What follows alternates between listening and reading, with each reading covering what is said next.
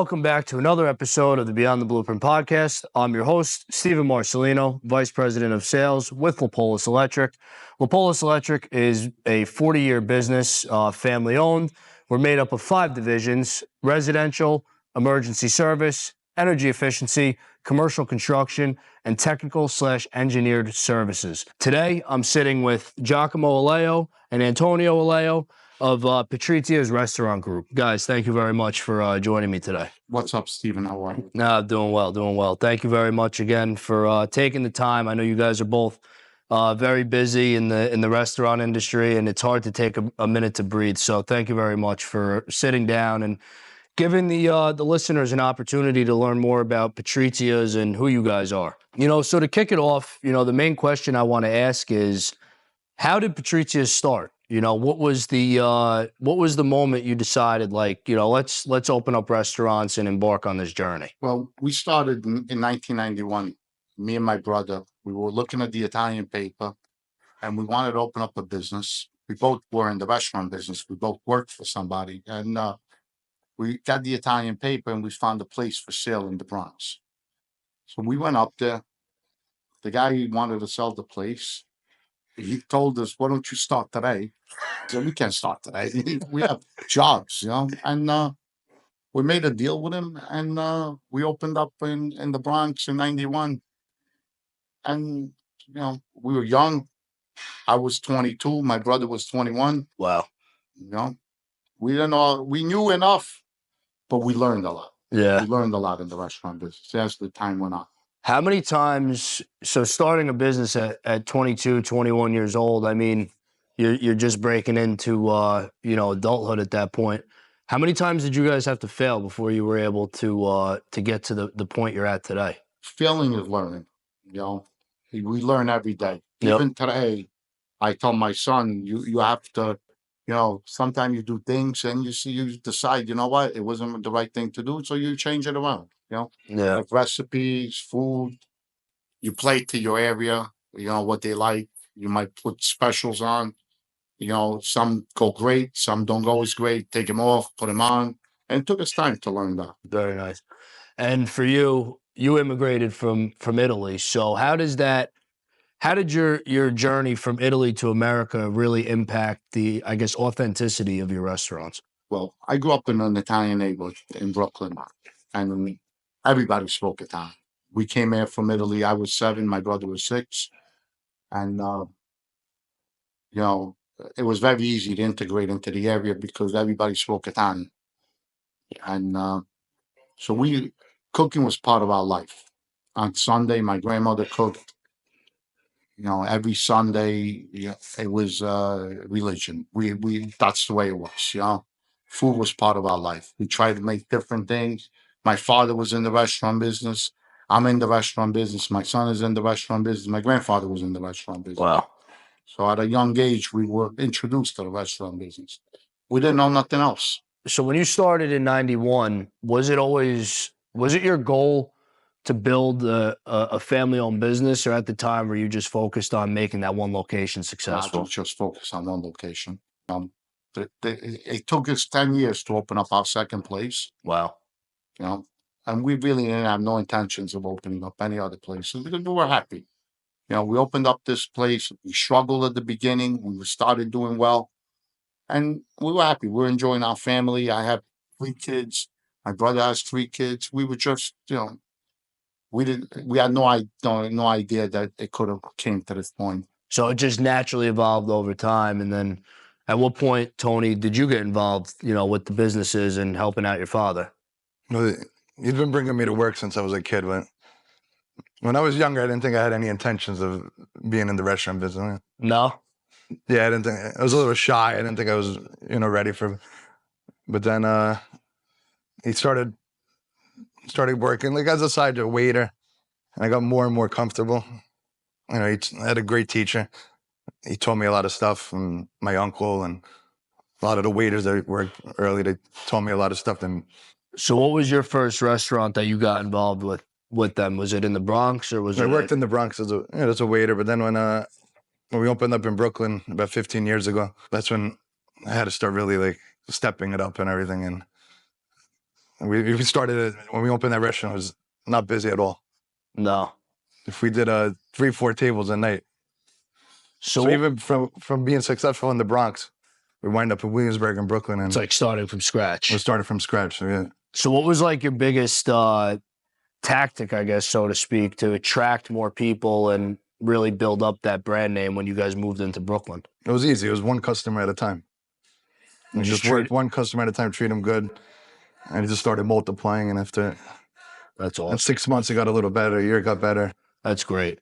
So from the Bronx to Brooklyn, you know, you guys have now scaled your business tremendously. I'm sure exceeding your own expectations from when you first started.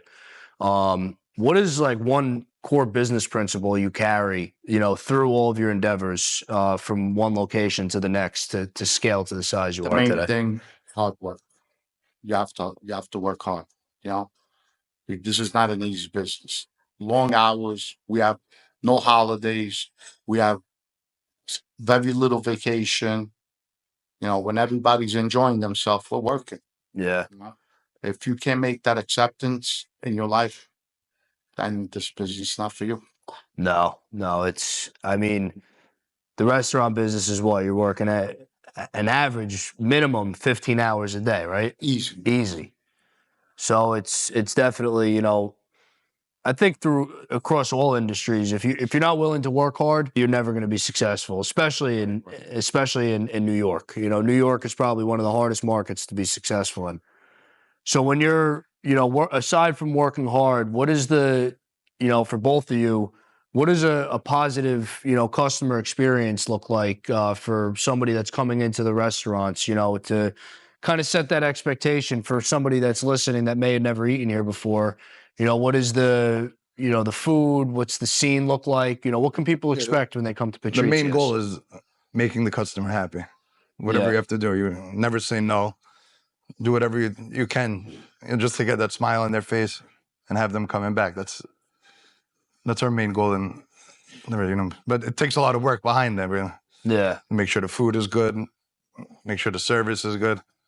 We have to manage, make sure all the parts are right. That's awesome. It's a family restaurant, so we attract a lot of families. You know, I'm doing kids. I did the christening. I'm doing the rehearsal dinner. They're getting married. Wow. So, you know, that's the biggest compliment that you could possibly get.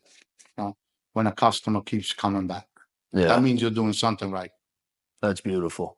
Throughout all the years, have you guys had like a consistent menu that you focused on, or did you kind of constantly change it up until you had something that worked? And, you know, from then to now, what are some of your more popular dishes that you guys serve? I think the restaurant business is always evolving.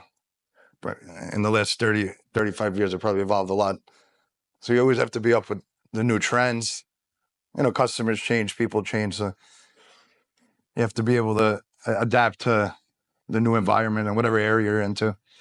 It might be a little different from Staten Island to being in Aruba or being in Florida. So you have to give what the customer wants, and you have to be able to know what you're doing. And what are some of your more like popular dishes now? You know, being, you know, whether you're in Aruba, Florida, like you mentioned, New York, what are some of the dishes that people look forward to when they come to your restaurant to enjoy? We have a lot of homemade pasta. You know, we do a lot of fish. We're from Naples, so fish is our thing. You know, we do a lot of fish dishes. We do a lot of meat dishes because you know, here in America they're meat eaters. You know, so we do a lot of short rib, pork chop, veal chops, ribeye steaks. But we also do a lot of branzino, orata. We do a lot of red snapper, a lot of old fishes. We try to mix it up. You know, we try to do something for everybody. You know, and the variety of the menu, I think it's working because the locations are busy, and people know us now. You know, we do a lot of catering for them. Catering is a big part of our business. You know, do a lot of parties for them, and we got a good feedback. You know, the feedback awesome. is good. You know, like I said, when the customer keeps coming back, that means you're doing something. Yeah, definitely. Now, the main goal is really to use quality products. We try to use the best products, always fresh. So what are some of the products you guys use? Because I know on like your social media, you guys have done some videos recently about the different types of flour you use to make your pizza and pastas. And what are some of those products that you guys use that separate you from, some of your competitors that may be out there? Yeah, we make all our pastas homemade. So we use a good quality flour that's natural. It's unbleached. When you eat a dish of pasta by us, you're not going to feel stuff, or it goes down a lot smoother than if So you you could just eat more pasta. Oh, yeah. That's the goal. Yeah. So throughout all the locations, do you put like a special twist on like your specials and stuff like that? Does every location have different specials?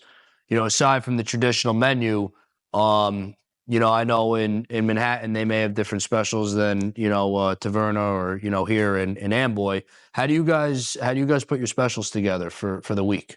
We see what's fresh. What's like you got zucchini flowers now it's season, so we'll put zucchini flowers in it. Oysters are good now, so we'll put oysters on the menu. You're getting Canadian hard shells now, lobsters that they're in season now. And we also got to look at price. It's got to be great quality with a good price because we want to pass our savings on to our customers. Yeah, it's very important, especially when people are coming out with a big party. If Of course, you could help them save a little bit of money while eat quality food, it makes a big difference. that's what we want to do. That's awesome. You mentioned before Aruba, Tony. So, what does that look like? In terms of having a presence in the tri-state and also internationally. How do you guys, how do you manage that? That's a big deal, to have an international presence as a restaurant group that you had no intention of growing to this point, kind of just grew naturally. Is that like a dream of yours that you're on the islands, and how do you manage that today? Well, I've been taking my kids to Aruba for years, and then we always said, it will be great to work here. It will be great to work here. The summer, the weather's always beautiful and everything. So one day we seen a place for rent. Actually, one of my customers that's been customer for 25 years, he's always been telling me, you got to open up in Aruba. You got to open up in Aruba. You got to open up in Aruba. So his name is Charlie, by the way. I want to give him a shout out because we're in Aruba because of him. And he said, why don't you guys open up here? So we found a location for us. We went down there. We liked it. You know, me, my brother, my son, we went down there and we said, "But you know what could go wrong? Yeah, that's it. You know what? We're opening our second place there." Oh, wow. That's awesome. Congratulations. Thank you. And I think that, aside from having the international presence, which is great, you just mentioned something that's another big principle. It's kind of like, if you don't take the risk, you're never going to know what the rewards are going to be. You never know what the results are going to be. If you, like for me, starting this podcast or, some of the different endeavors I go down in my own industry, if you don't try it, you don't know if it's going to work. So in Aruba, what's your twist down there? You guys make a lot of fresh pasta. I know Rosanna's down there. We got all the homemade pastas down here. Fresh fish. We're in the water. Night. We got a really nice menu in Aruba, and people. And we got a lot of good reviews. People like it. People tell me we have the nicest thing is when a customer comes up to you. Oh, he goes, I was at your place in Aruba. Everybody treated me nice. I told them I was from Sana, or I told them I was from Brooklyn or Long Island or Queens or the Bronx, and they felt like they were at home. You know, Yeah. there's nothing nicer than going to a foreign place and being treated like your home. That's the biggest compliment that you could possibly get. Yeah, that's beautiful. And moving into like the international presence, were you nervous when you initially made that decision to go out there, or how did your team handle that too? Your brother and Tony and everybody. What was that like? We all went down, and we bought a lot of guys from the States, guys that worked with us a long time. We got the place set up. We were there for a month, and once we have a good team now. That's awesome. A lot of our guys came from here To help out they down there. decided to live down there. Why? Why wouldn't you want to live in Aruba, right? Now everybody at Patricia wants to go work in Aruba. Everyone's trying to get relocated now. Yeah. Tony, when you guys were opening up in Aruba, what was your involvement down there and helping them open up? Did you help with the menu, the design of the location? Yeah, I stayed down there for a month, trained all the workers and everything, helped out. But we have a good team down there. We have one of our workers, Filippo, has been with us for the last 15 years since we opened up Brooklyn. So Wow. you really need, if you have good, honest workers that help you, can make you be very successful. Yeah, no, that's especially in the restaurant business, having honest managers and employees is huge. When people do it with their heart, the place will be successful. When people don't do it with their heart, they will never. Yeah, there has to be passion behind what you're doing, 100%. Yeah, we try to make a lot of guys that work for us, we try to make the managers, and then they eventually become partners too with us at the new locations. It makes a big difference, right? So what does that look like? Somebody comes in and they prove themselves and, eventually they move up the ranks in the organization. And yeah, once we see that they have the talent, have the will, then we move them up and we could both be successful together. Once you see they make the sacrifice, then it's a good fit. Yeah. No, we have a lot of guys that work for us for many years. Yeah. We got workers we got some employees in the Bronx that have been there as long when we opened. Wow. And that was what you said, 31, 32 years ago? 34 years. 34 years ago. Wow, 34 years. So over the course of 34 years, how many locations do you have now? We have 16 locations. 16 locations with one getting ready to open in Aruba. So I know I asked you the question earlier, what was your expectation? Would you say you've exceeded your expectations, or do you want to keep growing? It depends. Well, you know what? We got grandkids. I got grandkids now. I want to spend some more time with them. My son, he started with me when he was 7 years old. I used to take him to the restaurant. And, he's going to be 37 now. Wow. Maybe now it's time to slow down. No, it's important. You guys have scaled to such a great size from only having one location and now having 16 locations. Some people can't even dream of doing something like that. So to having accomplished that, that's huge. It's, we never dreamed about having 16 locations, but it just came out, You just did it. It just came one location at a time. That's awesome. So you just mentioned, so you started working when you were 7 years old with your father. How have your responsibilities changed? I'm sure you're not doing the same thing you were doing from 7 to 37. So what's your involvement aside from, running some locations? What's like your big focus? I know you're doing a lot with, the social media. You get really involved with menus and managing the restaurants. So how has your involvement changed from just running around and eating mozzarella off the table at 7 years old? I try to make sure that we're still giving the same quality like we did at the beginning. Yeah. Make sure that we're still running the same way. It's not easy because it's a tough business. You have different locations. It's not easy to keep everything at the same standard, but my goal is to keep everything at the same standard like we did when we opened the Brooklyn or the Bronx. So keeping everything at like that standard that you guys want to keep, does a lot of that come from your management style of having, a trusted manager in every location to maintain food quality, customer service? We have a lot of working partners that are honest with us, and they've been with us a long time, so they know what we're looking for. That's important. So apart from, the business side of it, what are some, because obviously working with family, everybody always says it's not easy working with family and friends. So what are like some of the more like unconventional, approaches you take to make sure that your managers, your family, your friends, anybody that's involved in the business, what are some of like the more unconventional approaches you take to make sure everybody works in harmony and, they're happy? There's really no book that will tell you that. You got to play it, every day is a different day. There's really no harmony in that. Every day is a different scenario. Yeah. You're gonna get different. different things every day. People are human, so they're different every day. There's really no game plan on them.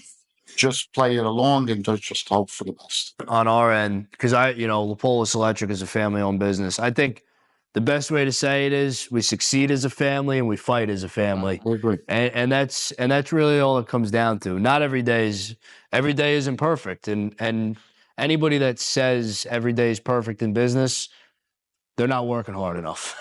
I always tell there's no I, it's we. Yeah. Us. No I did it. No, it's true. Even myself, if it wasn't for my son, my brother, the guys that work for me, that they like my family, it couldn't ever happen. It's impossible. No, it's my team, my staff, my family, they do a big part. Yeah.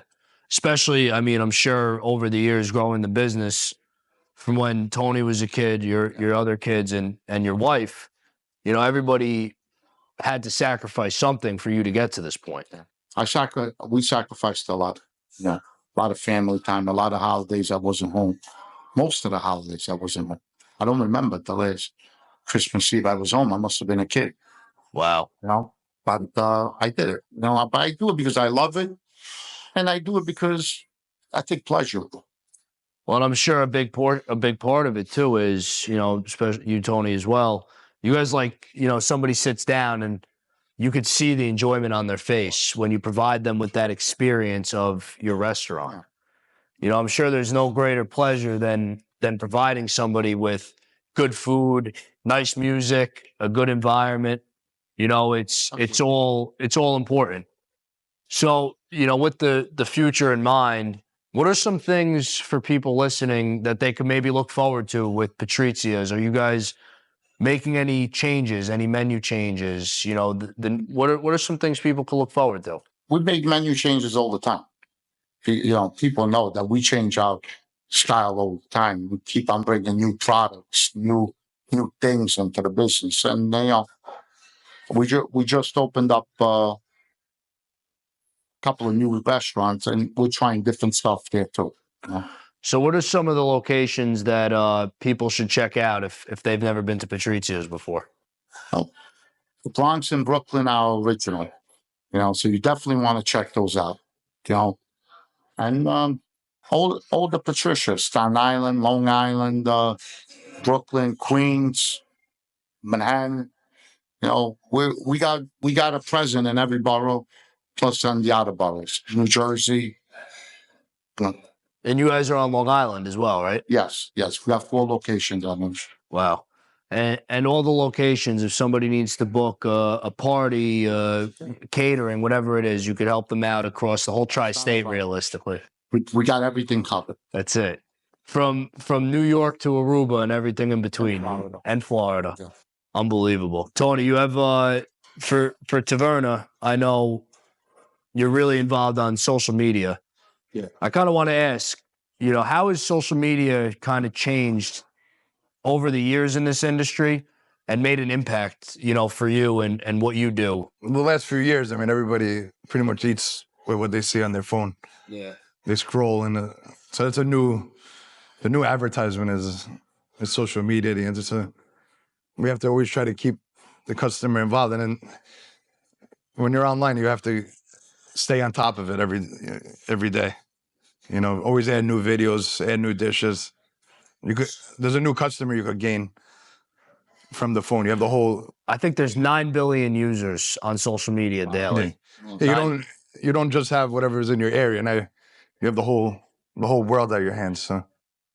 And since you started utilizing social media and really putting out, more content, because I know Patrizia's has the main page, and then, I've noticed over the years, last couple of years, every location has been starting their own, touch and twist to social media. Have you seen a positive impact from utilizing that as a new avenue to?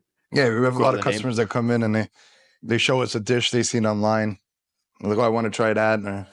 That's awesome. I kind of want to, start wrapping it up because I know you guys got a lot to take care of today. And just ask, if you could give a new entrepreneur that may be looking to start a business, not necessarily in the restaurant industry, what is one tip you would give somebody that's breaking into entrepreneurship that's, uncertain? Whatever you're gonna do, do it 100%. What about you, Tony? What do you think is one key to owning a business, from the beginning? Yeah, same thing. And then I think you got to stay humble all the time. Even when you're successful, you always have to stay humble. Because everything could change in a second. So you have to stay on top of your game. Awesome. Well, listen, I appreciate you guys for Thank you, Stephen. for taking the time to talk with me today. And thank you to all the listeners for watching another episode of the Beyond the Blueprint podcast, powered by Lapolis Electric.